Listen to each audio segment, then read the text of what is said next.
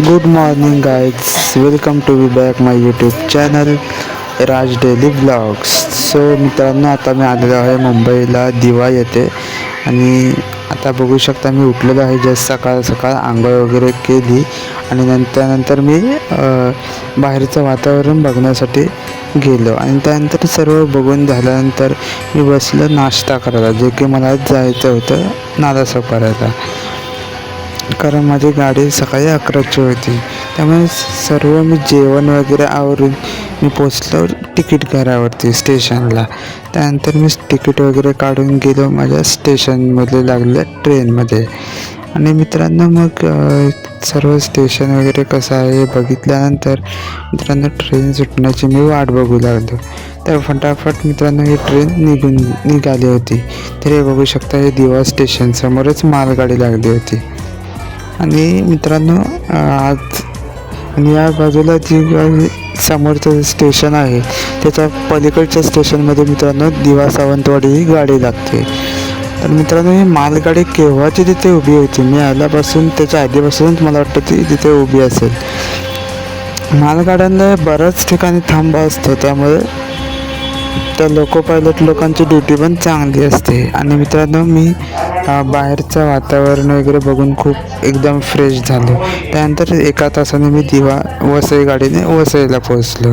तर हे बघू शकता, वसईचं रेल्वे स्टेशन एक नंबर. आणि मित्रांनो, इथे थोडं रिस्कने राहावं लागतं मुंबईला बरं का, त्यामुळे कारण की पाकिट वगैरे मारतात. त्यानंतर लोकल ट्रेन पकडून मी आलो नालासोपारा स्टेशनला आणि मला जायचं होतं ईस्ट साईडला, जे की पूर्वेला.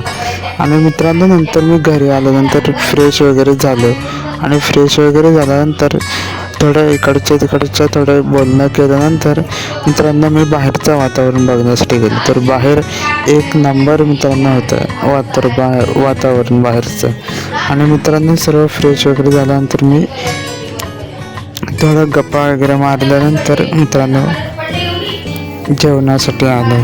तर मित्रांनो, जेवणासाठी बघू शकता काय काय आहे. कांदा लिंबू, चपाती भाकरी, भात आणि मच्छी आणि जवळ्याची भाजी आणि इतर सर्व जेवण. तर मित्रांनो, असं जेवण वगैरे करून मला आलेला खूप कंटाळा, जे की मी जेवण झोपणार होतो. तर मित्रांनो, या जेवायला.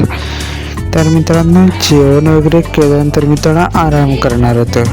संध्याकाळी आराम वगैरे केल्यानंतर मित्रांनो 6:30 वाजता आम्ही निघालो नालासोपाराच्या मार्केट एरियामध्ये, जे काही स्टेशनला होतं.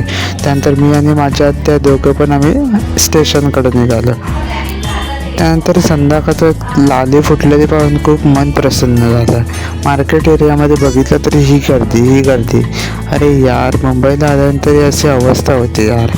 मग मी हे विचार करतच राहिलो. तेव्हा नंतर एक फुलवाल्याचं दुकान दिसलं, जे की तुम्हाला मुंबईला राहणाऱ्यांना माहितीच असेल की मार्केट एरियामध्ये किती गर्दी असते. ती स्टेशन असू दे किंवा इतर काही असू दे. त्यानंतर इतर सर्व खरेदी वगैरे केल्यानंतर ब्लँकेट वगैरे घेतल्यानंतर आम्ही निघालो मित्रांनो.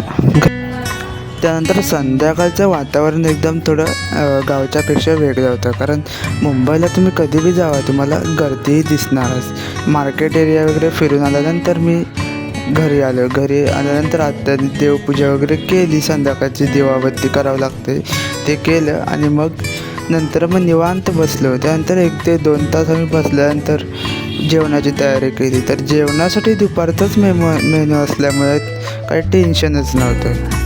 आणि मित्रांनो, जेवण एकदम भारी झालं होतं बरं का. तर भेटूया नेक्स्ट व्लॉगमध्ये, या जेवायला.